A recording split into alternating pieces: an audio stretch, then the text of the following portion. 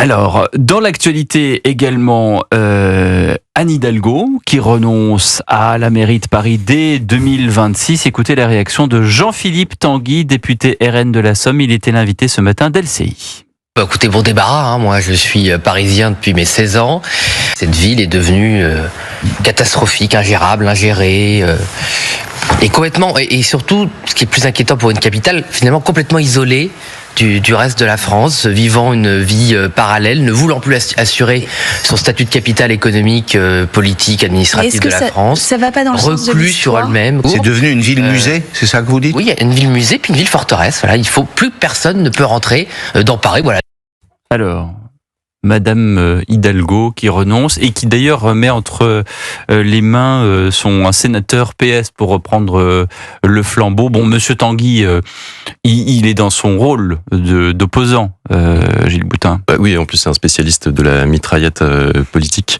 C'est joliment dit. Oui, il a un bon débit et vise juste. Il est vrai que il a arrêté les envolées lyriques, hein, comme dans l'hémicycle. Lui aussi a été rattrapé par la patrouille quand il avait un peu trop vertement critiqué Michel Barnier d'ailleurs.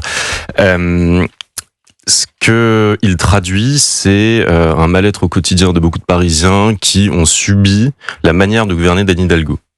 C'est-à-dire que vous avez deux sociologies. Vous avez la sociologie de gauche qui est très heureuse de la piétonisation à outrance de Paris, et des Parisiens ainsi que des Franciliens qui ont sans cesse subi des méthodes sans aucune concertation. C'est-à-dire que Anne Hidalgo, au nom de la vertu écologiste, a systématiquement porté des projets sans trop l'annoncer, sans chercher de consensus avec au moins les communes adjacentes. Elle ne sera pas trop regrettée, je pense, par les autres élus d'Île-de-France et notamment par Valérie Pécresse, dont on connaît la qualité de la relation. Mais elle a une rhétorique, Anne Hidalgo, qui est extraordinaire. Je me souviens dans un débat où on faisait passer le grand oral à ceux qui se présentaient à l'élection présidentielle.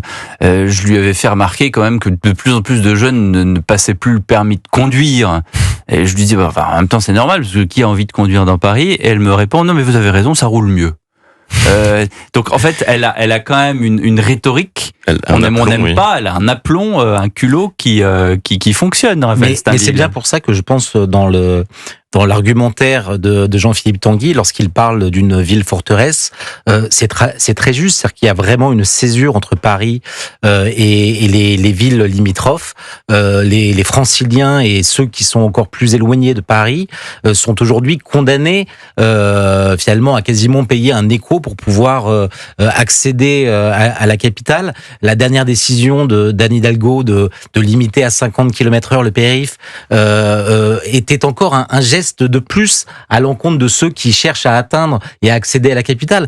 Je pense qu'il y avait vraiment une politique qui a été probablement bénéfique pour un certain nombre de Parisiens qui lui en sont probablement gré, mais pour toutes les villes limitrophes, je pense que ça a été un supplice absolu pour eux.